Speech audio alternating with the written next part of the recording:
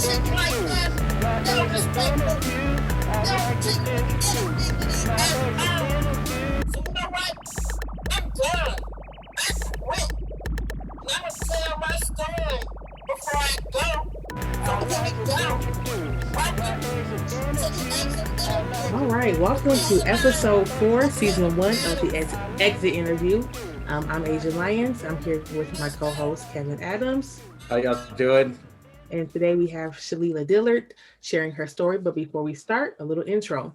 Don't forget to follow us at 2 Dope Teachers on Instagram and Twitter. And you can like us on Facebook at facebook.com/2 Dope Teachers and a mic. Our email address is 2dopeteachers@gmail.com. You can listen to us on Apple and Spotify podcasts or at mrmunoz.org. By the way, please make sure that you give us 5-star ratings and reviews. It really does help others to find our content. Finally, if you want to support us financially, because podcasting isn't free, y'all, head over to patreon.com/2dopeteachers, where you can become a patron for just $5 a month. The next 5 $15 patrons will receive a copy of Cornelius Minor's incredible book, We Got This. That's it. Let's get started. All right. Shalelia, so glad you're here with us to share your story on the exit interview. I feel like we've been planning this out for a couple weeks now, so it's good to have you on the podcast. And as always, we just want you to share your story, and we're here just to listen. And just starting off, what was the point where you decided that it was time to leave the classroom? And if that was something that built up or there was one particular incident, tell us all about it. Okay, yeah, thank you so much for allowing me to share my story. And thank you for even having this podcast, because this is so powerful. I would say that it really was I had a vision of creating a nonprofit when I was 19. I remember coming home from college my summer, during the summer. And my brother was in college as well, and he had this anthropology book.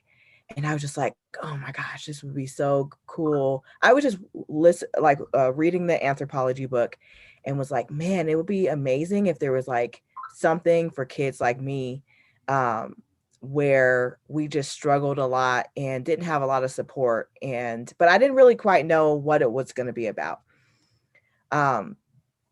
So then my major, I went to Hampton University.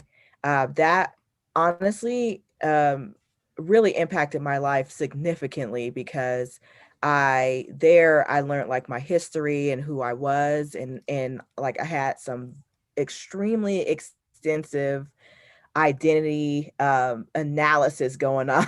Yes. Being from Denver. Yes. Going to Hampton. That was real. Tell our audience, where is Hampton University? So Hampton University is a HBCU, a historically Black college, or it's a historically Black university. Yep. And it's in Hampton, Virginia, which is the Hampton Roads, 30 minutes from Virginia Beach. Mm-hmm. But it's on the East Coast, so there's that.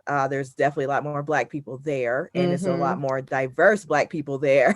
Definitely. My cousin graduated from Hampton, and I remember I got to stay in his frat house. I was probably maybe 15 one night, and I was like, oh wow, this is it. I gotta get to college. Unfortunately, I didn't make it to an HBCU, but I know Hampton well. Yeah, it is. You won't want to leave. I'll tell you that much.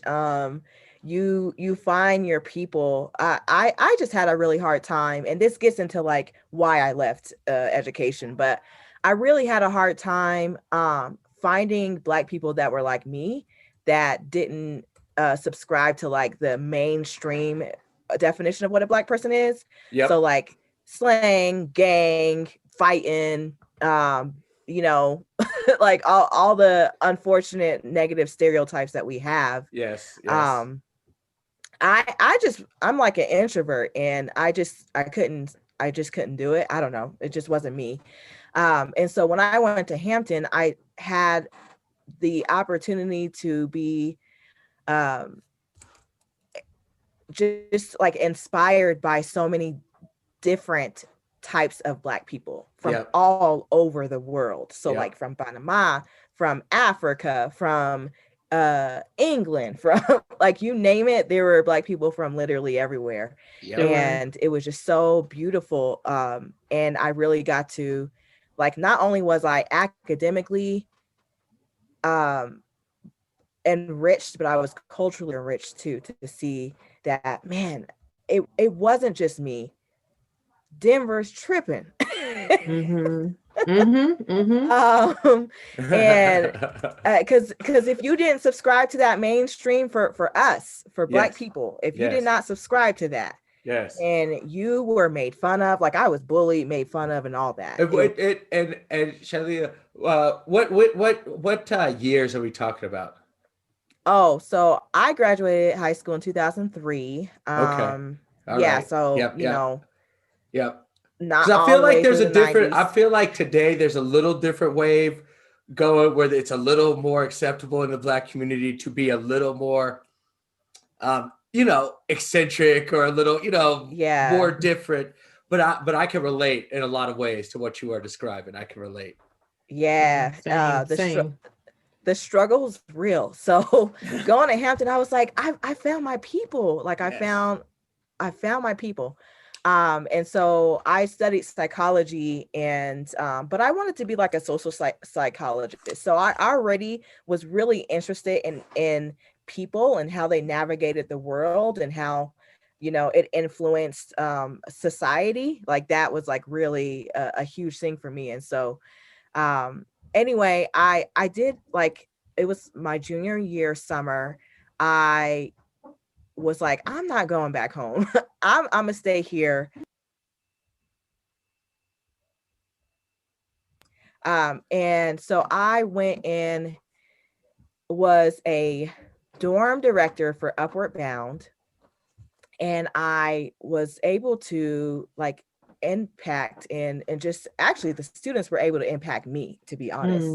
They were 8th graders, and I was like, I had never once thought to be a teacher. It did not even cross my mind.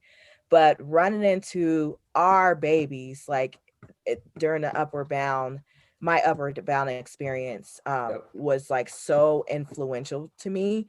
And I was like, well, I can't switch majors now. So let me look into alternative certification programs, which were fairly new, in 2006 and 2007. And so I searched for them, and Austin, Texas had a really good one, Texas Teaching Fellows. And so I got my alternative certification there and went 2 weeks after graduating in Hampton, moved to Texas, did not really know barely anyone, and began my teaching career. And I actually, is really interesting because of my Hampton experience, I specifically chose environments that were people of color. Like I wanted to work in a school that had like a large population of white students, and my circle of people were all people of color. So I was really fortunate that I really was never in an environment that was like I was one of the only Black teachers. And so anyway, I taught there for how many years? 7 years, 4 years in preschool. And I don't know if you all know this, but teaching in early childhood, you'll see more teachers of color that are there, especially female teachers of color. Mm-hmm. So I, found my tribe there as well, and but went on to teach middle school, and went to a school that had a Latino principal, a Black female vice principal.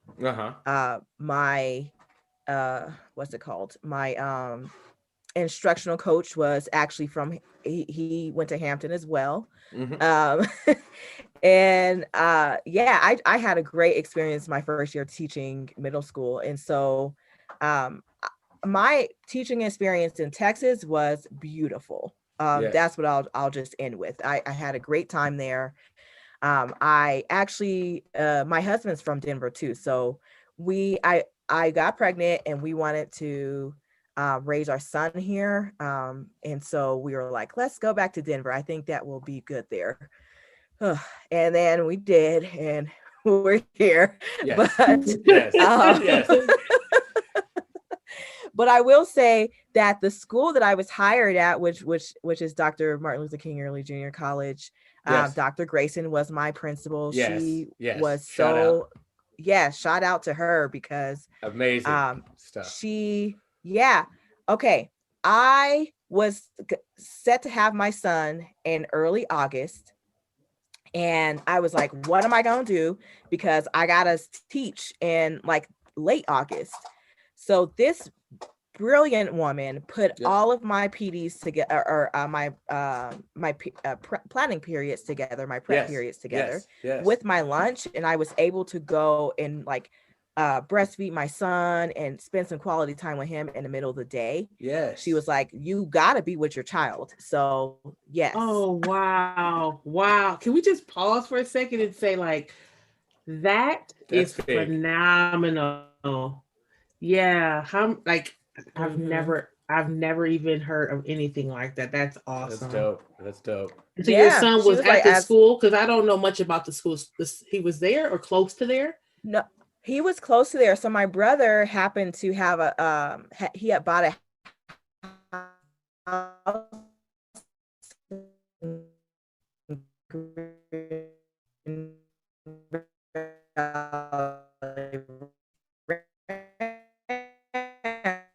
5 minutes away, during the day. And they're like, absolutely. So it was such a blessing for me to be able to do that. But I realize now, talking to a lot of mothers, that was very rare. So I applaud Miss Grayson for doing that, because that just doesn't happen. And she really was, when I tell you she was there for her teachers of color, she was not playing games. And so funny thing happened at DPS. So I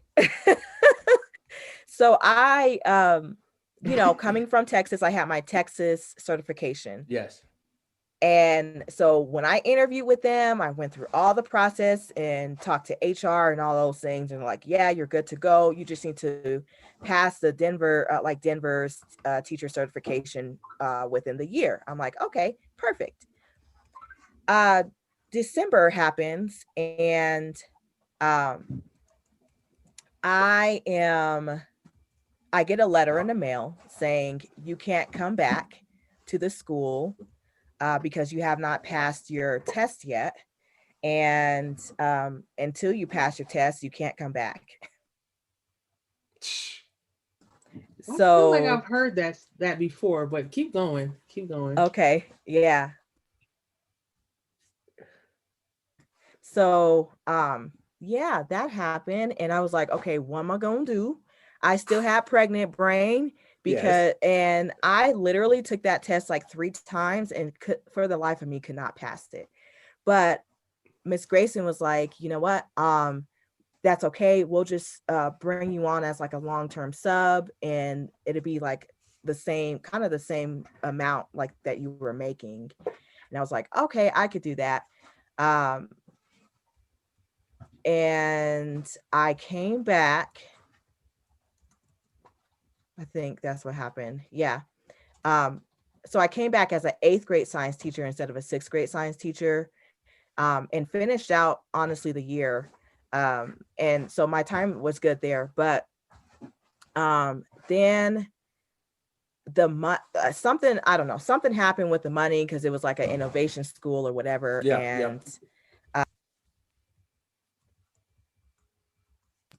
And so I wasn't able to get that long-term sub funding anymore. And I got short-term sub funding, which was $900 a month. and who can, yeah, who can provide for a family like that? Not my family. And so I was like, well, I got to find something else because, you know, I have this brand new baby. Yeah, my husband was working and all that, but that's just not how I roll. So I went on, actually that's really the reason why, because DPS. They said something and it was completely different. But I didn't give up on teaching just yet. I went and taught at a private school here in Denver.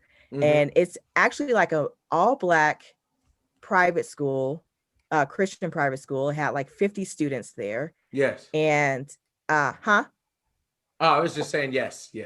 Oh, yeah. And I taught 5th grade and 6th grade, all subjects.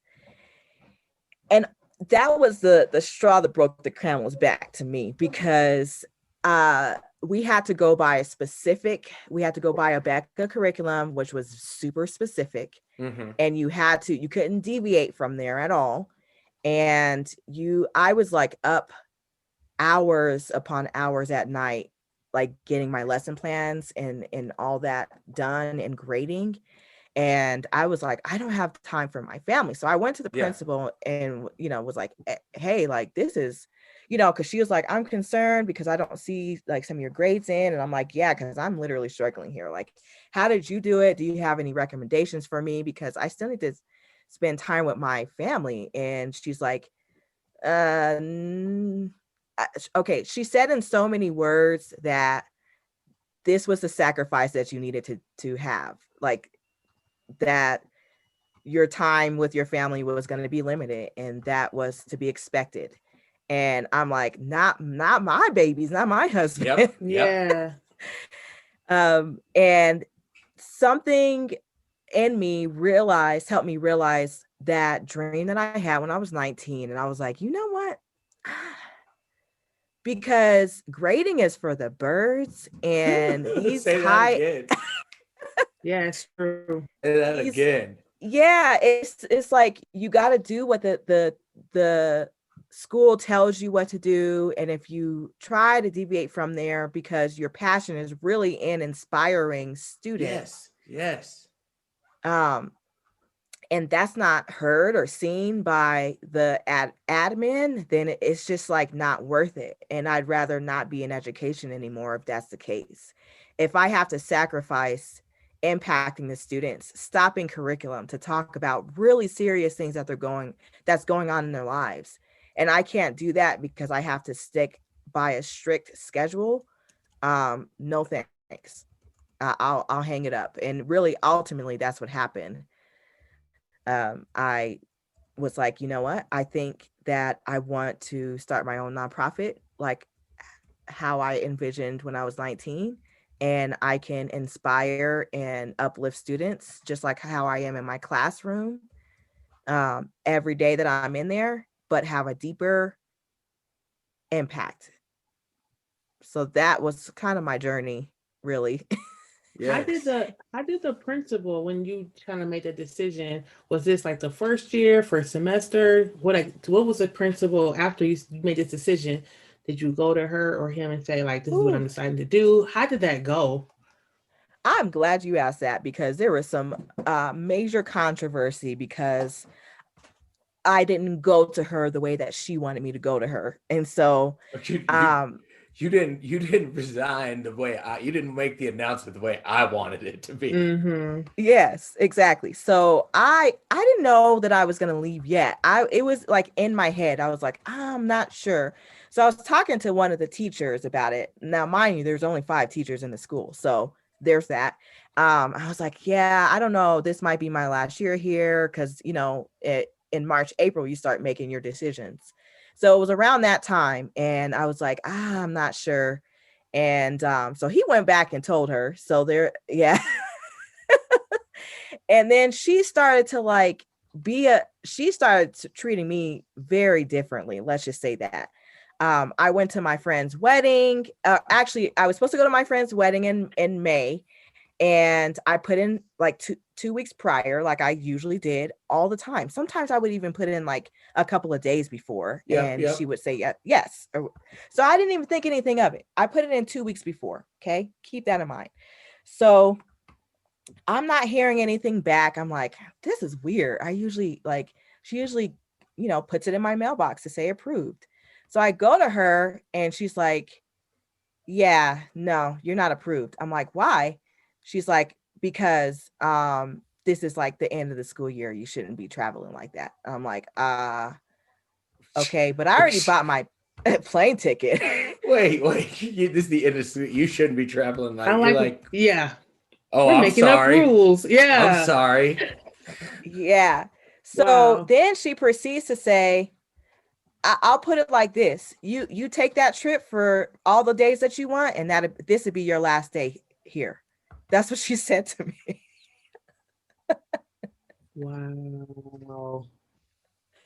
Wow. And so before this, I want to hear the rest of the story, but before that, she was the relationship was okay until she found out. Okay. It's layers upon this, because my son went to the school, my nieces went to the school, and I, was a teacher at the school. And so I always felt like she had like extremely high expectations for me to be perfect. Yeah.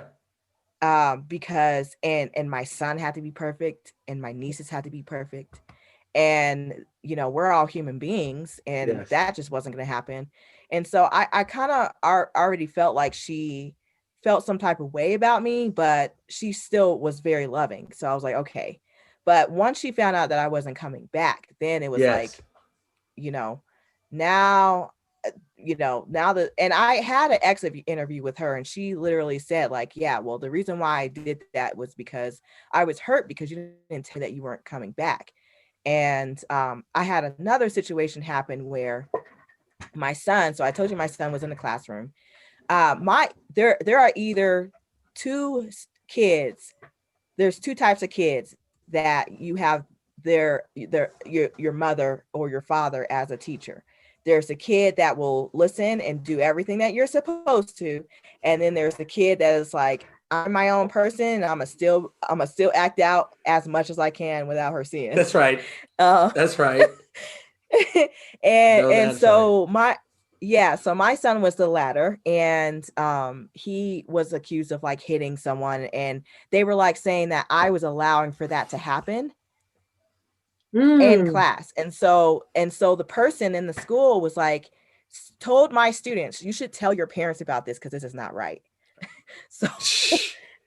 So then there's that. And then, I had a confrontation with that person. Like, look, this is not okay. Like if you feel like something, first of all, I would never let that happen. Second, I'm harder on my son in class, and all the students know.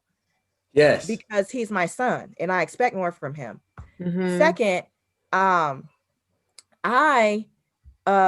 if you have a problem with anything that I'm doing in my classroom, you need to come to me first. You don't go behind my back and tell the parents to say something. Like, what is wrong?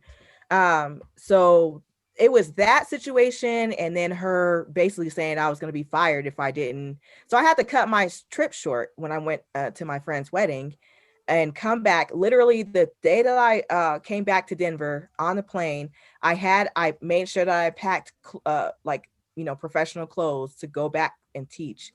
And I was like a couple of hours late, but I made it that same day so that I wouldn't lose honestly, I didn't want to hurt the students. Yeah. Because I would have just been like, all right, peace. But I loved those students. Yes. So the principal at this school was a Black woman? Mm-hmm. Mm-hmm. Right? No one is exempt, right? It V's your own kind. Yeah, well, it does. Yeah. So that was like my last teaching as a professional teacher. That was my last experience. And I was like, yeah, that was a confirmation for me. Like, no, Shalelia, this is not how, like, you don't have to put up with stuff like this to impact your students. You don't. Can we back up just a second?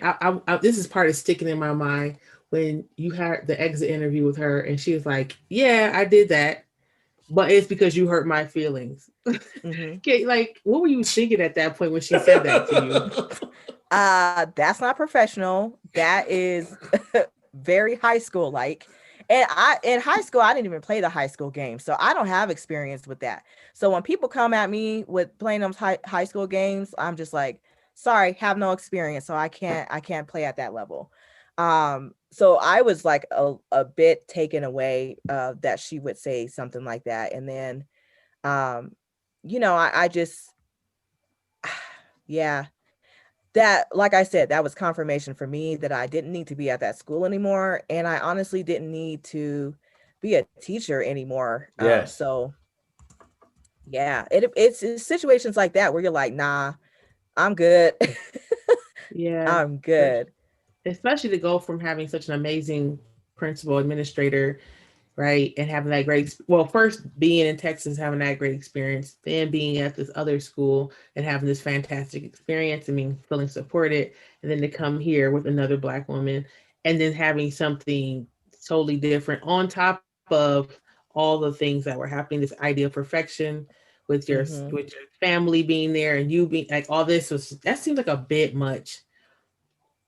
It was, and I couldn't do it because I was just always going to fall short of her expectations. And when you're in a workplace where you know that you're going to fall short of the expectations, whether you're a teacher or not, you just like, you will not thrive, you will not grow, and you will not be the best person that you can possibly be, which will harm your students at the end of the day. So yeah, that's for me. I was like, I'm just going to go and create my own nonprofit because I had this vision. It had been like simmering in my mind ever since being at MLK, but I wasn't confident at all. So Mm. So when we get back from break, I would love to talk about like when you were going through this with this with last school, how your family was supporting you and things like that, what your husband was saying, family and friends, and what you're doing now, because it sounds like the nonprofit is happening because you're in it right now. So we'd love to hear about that after our break. okay, sounds good.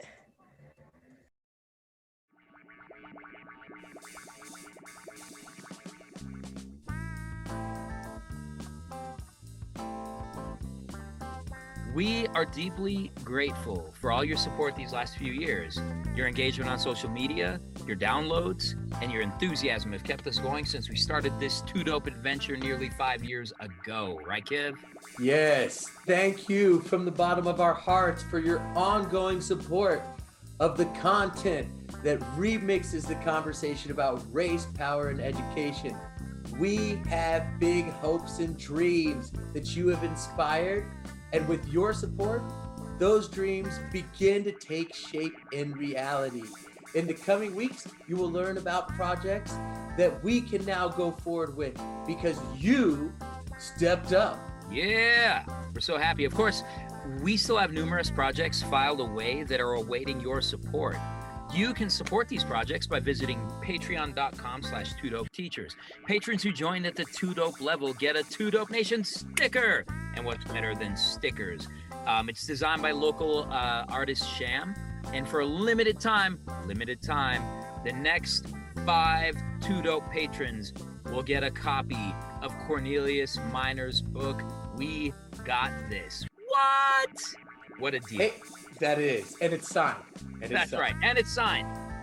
Patrons will enjoy special access to us in the form of Ask Me Anything threads, throwback old episodes, occasional Zoom meetings, and sneak previews to upcoming work and public appearances.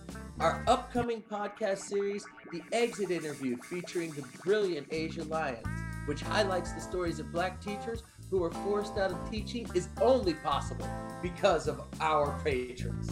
And I can't wait. It's going to be so dope. So we asked and you responded. We look forward to growing and learning with you. Let's remix this conversation on race, power, and education.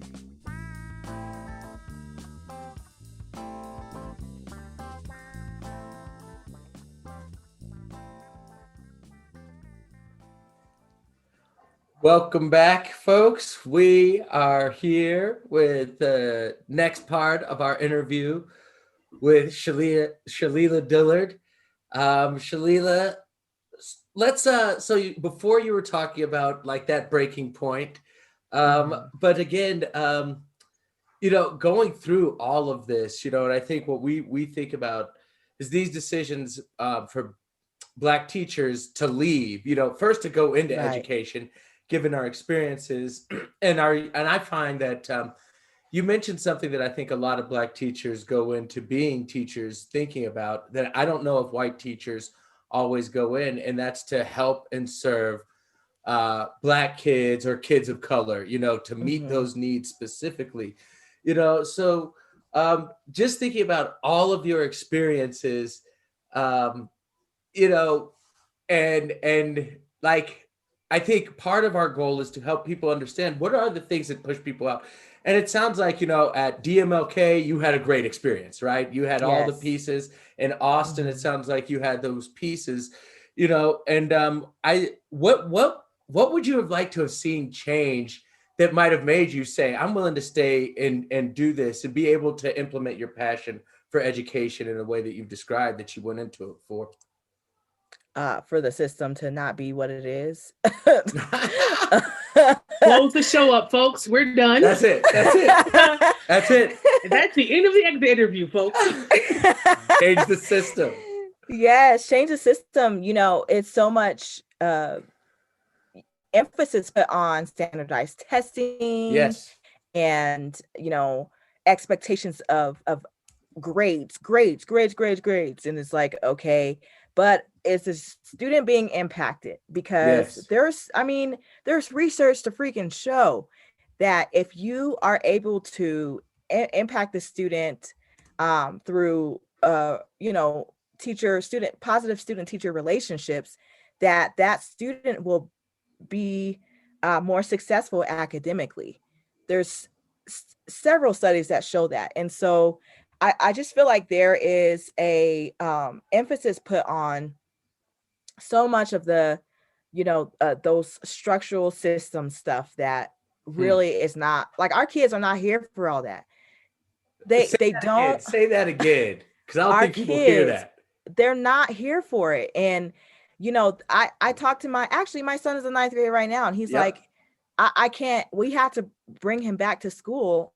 He was completely remote. Yes. And we brought him back because he's like, I can't learn unless I have relationships with my teachers. It's really hard to do that, when you're remote, but also really hard to do that when you don't know the experiences of your students and all those things. And so I would change all of that. I mean, there's a lot of research that shows that the way that we're doing the grading system, which has been the same since the beginning of education, is not even ideal, and it doesn't even work. So there's that too. I mean, that's the real, that's a real one. I think there is this emphasis on grades and this idea that every student is proficient at the same times throughout their lives, and that you don't have time to grow, and I could speak for myself. I was a student that, like you said, I was there to be social. I was about relationships, and I was coming, and the teachers that I loved, I wasn't getting good grades in their class, but they showed up and they recognized me. They talked to me. They were into the stuff, acknowledged my interest, and tried to make connections for me. And so I feel like like when you say the system, I got exactly what you meant. The whole system. And that's what I find myself thinking about, is like, are we really, like, we have these conversations in our school right now, we have a lot of conversations about on track to graduate for our seniors. And I'm like, are we really looking at the right parts of this? And why are the kids failing, right, at high numbers? And I always think of this idea, I'm like, the kid has 6 Fs. So clearly more Fs aren't going to really get him. He's got all the Fs. Right. I did it. I got them all. Right.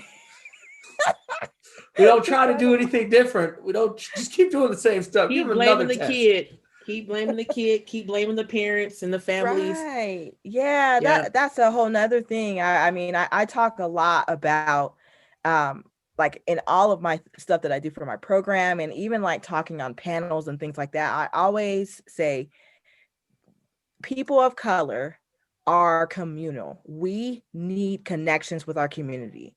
If we Yep. don't feel connections with our community, then we feel we're not our whole selves, and we're not going to show up as our whole selves. That's So right. if you don't include that in education, and there's not a space for that, a big space for that in education, then our kids are always going to be left out of the conversation.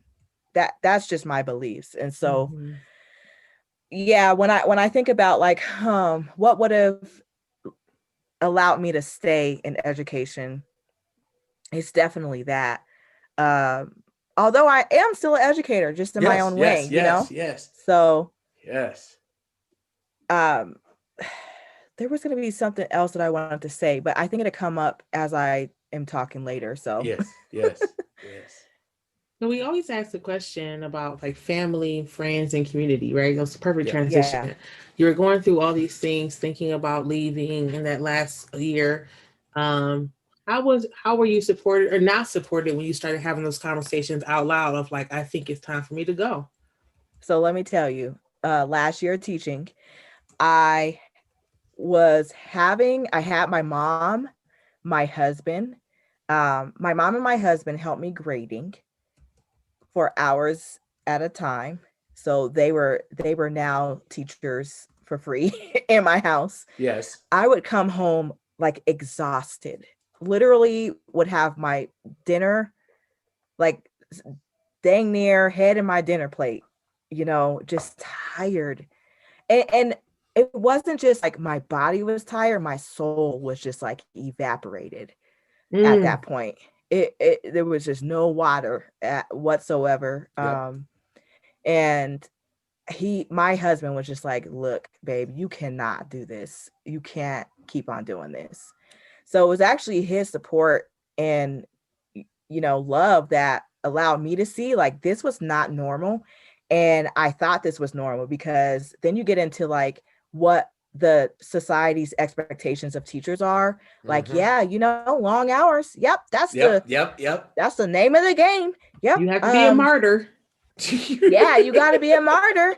And my husband was like, not on my watch, not my wife. And, he saw the amount of suffering, I'm gonna say suffering, Yes. especially Yes. that last year, because there was times where I was like, F these grades, I ain't doing them. And then I was like, okay.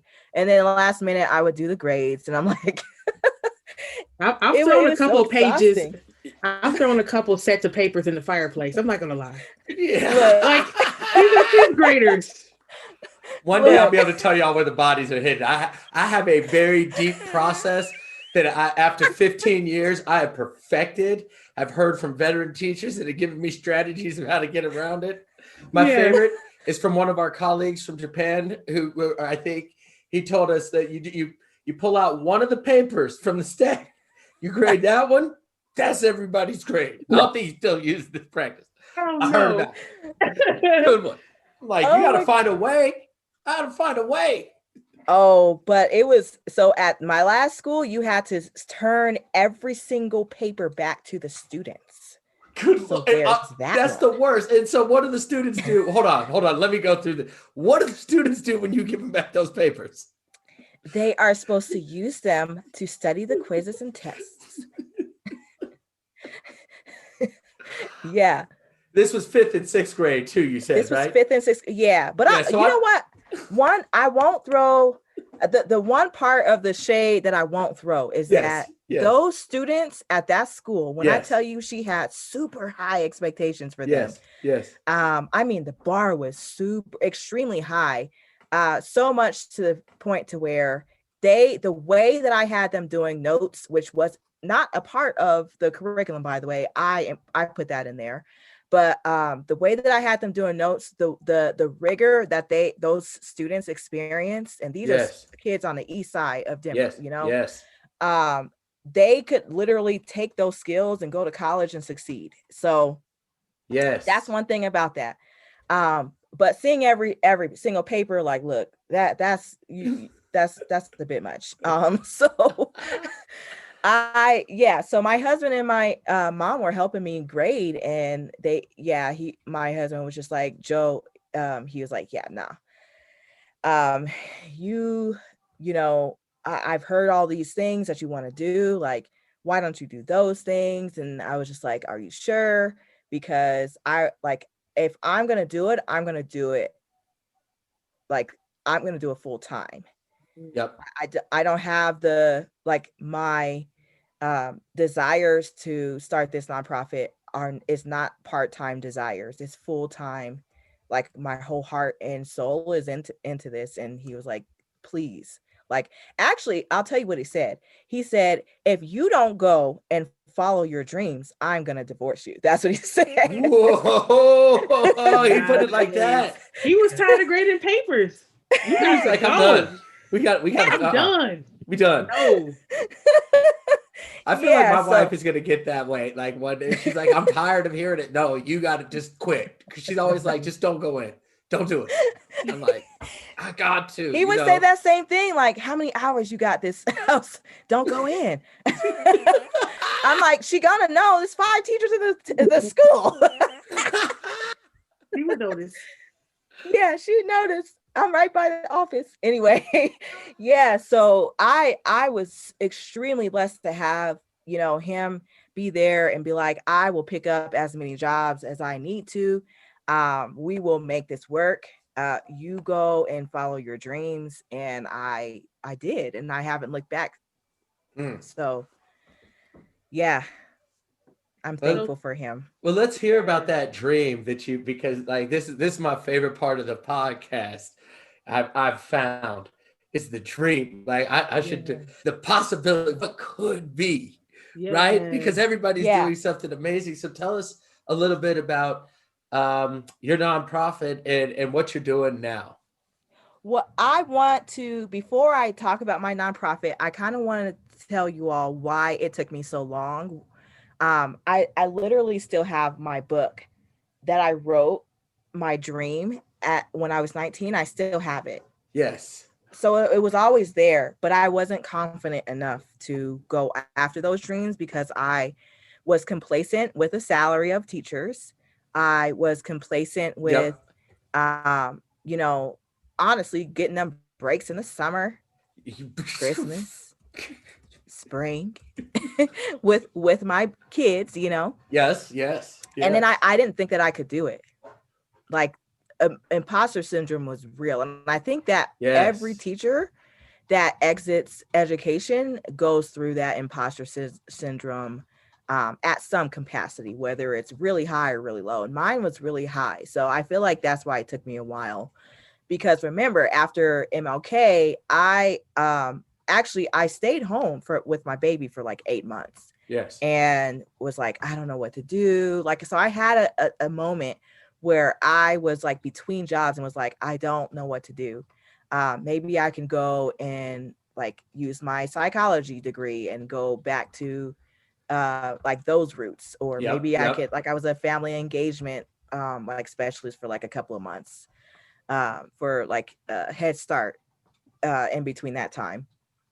And so none of that like really ignited the fire within me until I found that book and I saw that dream and I could literally visualize it. It was wild. I could literally visualize me speaking in front of people with like a really nice professional dress on. Like I knew exactly how I looked, and I like literally dreamed about it for months. And with, like I said, the stuff happening at my school, my husband being like, look, I can't grade these papers.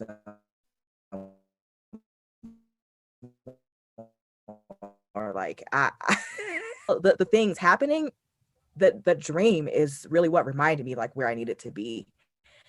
So it was in August. Actually, I sat down. I sat down, had paper in front of me, and wrote for hours what my dream of my program would look like. Yes. I even broke out the dang calculator, brought back my math teacher situations. Yes. And was like, okay, how much is it going to cost for this? How much is it going to cost for that? How much are field trips? All these things. And my mom would say, you were in the serious head works. Yeah, I was in the weeds of my dreams, and That's it was so great. I love that. And I was like, yeah, no turning back now. So the next day, actually no, I told my husband, I was like, hey, I know that I just quit my job, but I need money for this 501c3. So Yes. so this is what this man did. He took out some of his 401k so that I can get the money for me to have my 501c3. And Awesome. talk about I need to rewind because this was my best friend in the 8th grade. Yes. And Oh, wow. yeah, Dang. so like he's not just my husband, he's my best friend, and Yeah. like yeah, he's just so great. And so when he did that, I was like, yep, I applied for my 501c3, articles of incorporation, all those things, and was like, yeah, I'm just gonna do this. So my nonprofit, my dream that became alive, and that I like when people say that if you find what you want, and I'm horrible at saying, so bear with me here, but Yes. when you find what you want to do, you won't work another day in your life. Yes. Like that is real. Yes. This is like great. I feel fulfilled every day. And so my nonprofit is honestly a dedication to baby Shalelia, That's what's up. little middle school and high school Shalelia. That's right. That's right. And it is a nonprofit, school-based in-school nonprofit, and our mission is to recruit and support students of color in gifted education or advanced coursework. So that includes gifted and talented programming, honors courses, advanced placement, IB, concurrent enrollment, dual enrollment, all those like high level courses. Yes. And Yes. honestly, I was identified as gifted and talented in the 1st grade, went all the way through GT Yep. programming. High school, I was in honors courses, AP, I did concurrent enrollment, and I was the only Black female in my high school courses. Sure. I believe that. Sure. And Yeah, me when too. I tell you I had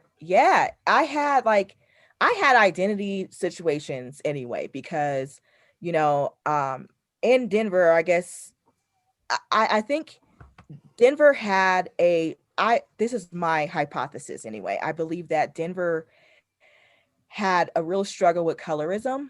Yep. And as I was growing up, I got the bad end of the stick of that. And so I was made fun of. I was called a little white girl. Mm-hmm. I remember, I'll never forget, I was in preschool. I went up to this beautiful girl and was like, hey, can you be my friend? So Yeah. cute. Yep. And she was like, my mom told me not to hang out with white people. And I was like, I'm not white. I had on a white shirt.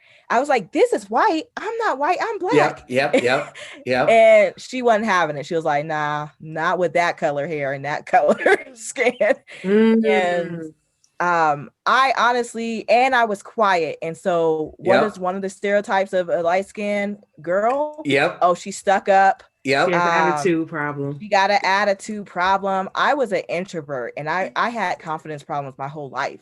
And so it was the complete opposite of that. I was just trying to navigate my world, and I was a gifted student. And so I had a lot of things going on. And so for me, I did not know my identity until I went to Hampton, which this is a full circle. I realized how beautiful my culture was and how amazing it was. And so part of my program is teaching our students ethnic history. Yes. So Black, African, Indigenous, Pacific Islander, and Latinx history. Yes. And I put an emphasis on African history because you're going to learn about civil rights and Rosa Parks all day, but you're not going to learn about, all the monumental contributions that we gave the entire world, that, and we are a people of community, and we allow them to take it from us. And, I have extensive lessons and curriculum that goes deep into this. And, it also incorporates in like Afro-Latino history, because, we don't tell people that 95% of the slave ships went to That's South right. Central America and the Caribbean. We are like, man, I tell you, we are only 5% of the situation here, and we feel like we're 100% of the situation, Sure. And so with that ethnic history, I teach critical thinking skills in order to prepare them for those advanced courses. And gifted and talented, you take a test, that's a requirement, but there's also a part of it called the body of evidence. And Yes. within that body of evidence, you have like, if you've won awards or championships for like sports, and you're like number 2 in the nation or number 2 in state, that is part of a body of evidence for gifted and talented.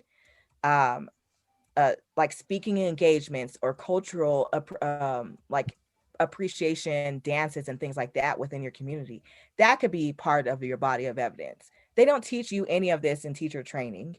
And so I go and I help, like there's 2 parts of my program.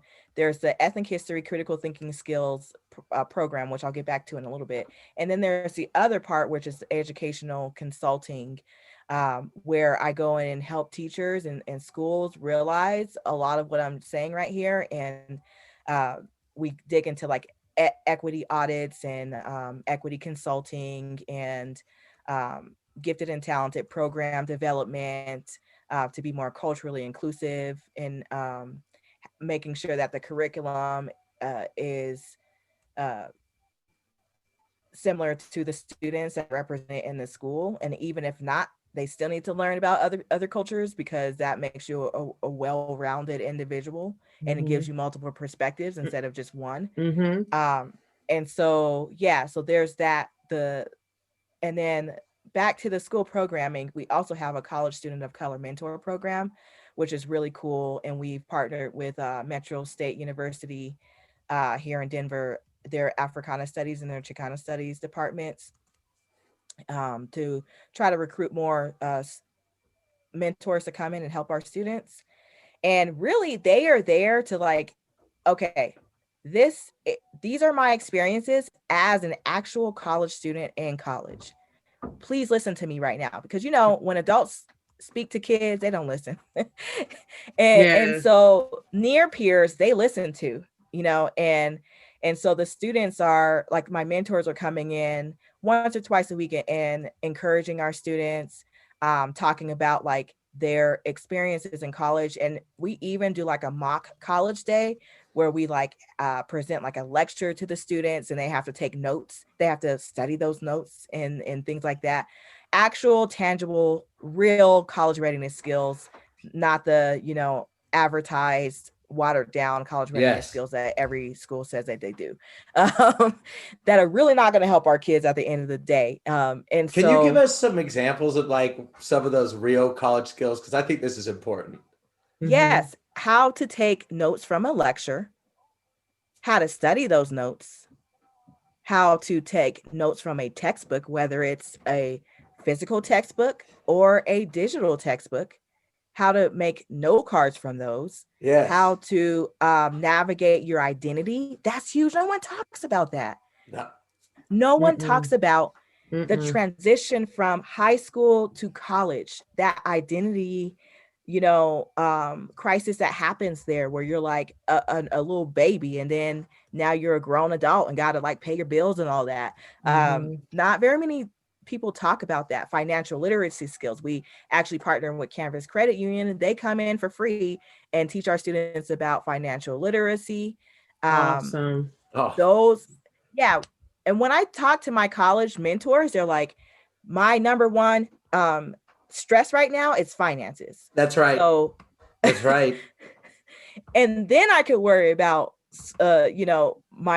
my courses and what I need to do there. But I'm really struggling with my finances right now. Should I get a credit card? Should I, get a secure credit card? What should I do? I'm having to pay my rent. How do I budget? All types of things. We also go over and program, and I asked the students in the beginning of the program, because it's usually like an elective class during the day for my program is. And so we asked them like, hey, what do you want to learn in this program? This is what we provide: ethnic history. You have critical thinking skills. You have your mentors of color. We have leadership development. But what do you want to learn?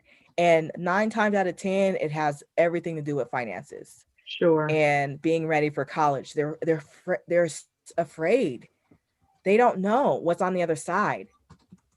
Yeah, it's always this conversation of when in the real world, Yep. you're gonna have to pay the bills when you get to the real world. And it's like, well, teach me about the real world now, instead of trying to punish me by like giving me this vague blanket statement about the real world. It is important that students know that information really before high school, but as soon as they possibly can, if not sooner than like, elementary, middle, whatever. So I'm glad you're doing that. I don't think you mentioned this, but what's the name of your organization? SCD Enrichment Program. Yes. And so the SCD is Scholars Cultivating Dignity. Yes. That's what it stands for. Yeah. Love it. And, dignity means a lot. You have to have self-efficacy to have dignity. You have to have confidence in yourself in order to succeed. You have to truly know where you come from and in order to know where you're going. So really, I did this, and I referred, let me go back to when I was talking about like colorism in Denver. I didn't feel like I was Black enough. I was raised by my Black mother. I have my 2 brothers who are Black men. Yes. At the end of the day, I didn't feel Black enough because I didn't have the complexion to match the culture that I was raised with. And that didn't make any sense to me.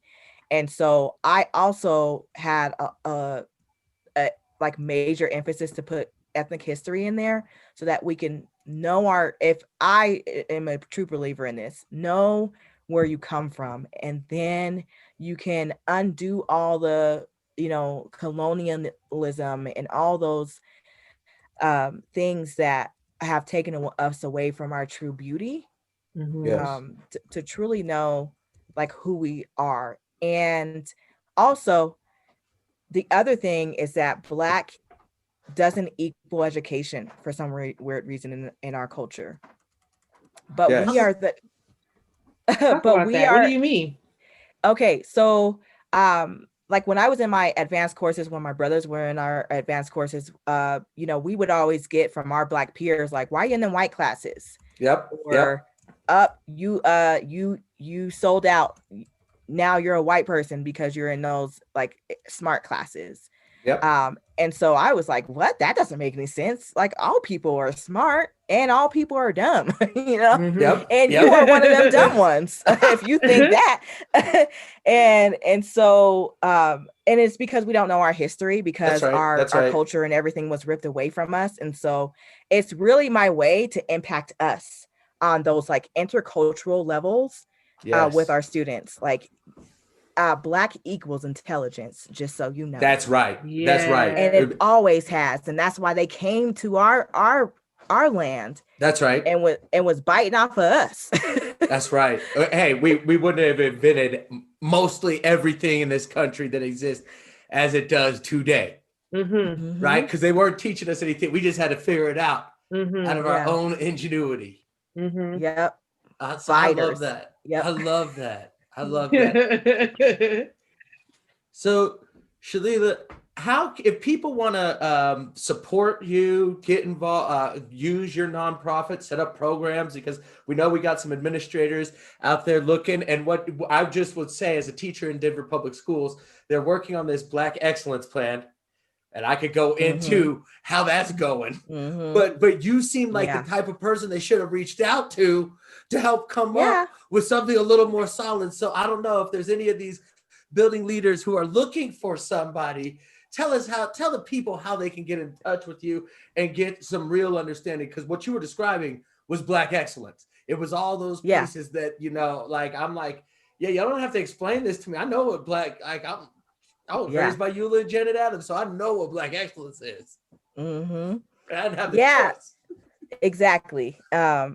And yet and still we rise, right? We Yep. rise beyond anybody's expectations, and we're just great. We are Black excellence. So you could get involved by going to my website, www.sedenrichment.org. We're on Twitter, we are on Facebook, we're on Instagram, and our handles on Instagram and Facebook are at SCD Enrichment. So please look us up. SCD, got it. Enrichment. Yes. Mm-hmm. Very good. Well, we hope that you are very busy, because I think there's a need for this. This is what we're talking about, and it's amazing. We had teacher in the Denver Public Schools who came up with all this, right? And if they had just let you follow your dreams, and gotten more of the kind of things that prevent us from really engaging our kids in a way that we know is meaningful and best, so I'm fully supporting it. I'm going to be advocating it to the best of my ability as a part of our school's instructional leadership team. So, well, thank you, Kevin. I appreciate that. Yeah. We're only 3 years in existence. So, but we are making leeway. We had some really great partners pre-COVID, and we have some really cool, amazing partners now during COVID. And we're definitely looking to expand to like Aurora Public Schools, more schools in Denver Public Schools, and honestly out of the state as well with my other connections. And so, please hit us up if you are interested in getting our kids back to their roots, so they can realize that we are Black excellence and that Black does equal intelligence. That's right. Brilliance. Yes. All right. So thank you so much for coming on. We appreciate it. And that ends our episode number 4. 4 already, Kevin. Can you believe it? Or we move them. We move in, and it's great. And I'm so, like I said, inspired by all of these stories. I don't know. And maybe some people might say, oh, wait, I'm inspired to quit. Maybe real talk. Maybe. There's more out there for us. There is more. And I think it's important to know, that we have these ideas. And I question whether, as we, to kind of circle back, that as Black teachers, we go into this with a social justice lens most of the time, I would argue, and I think the more and more experiences we hear is a lot of times is we aren't able to implement that social justice lens in a way that we feel is authentic or what our kids need for a variety of the challenges that you outlined today. Yeah. I mean, you can impact in schools and out. Yep. That's where. But I'm the impact now. So. Amen. Well, all right. We'll see you all later. Thank you all for listening. Have a great rest of your week. And remember, there's more in this life than being in the classroom. There's plenty of opportunities. Stay open. See you all later. Bye. I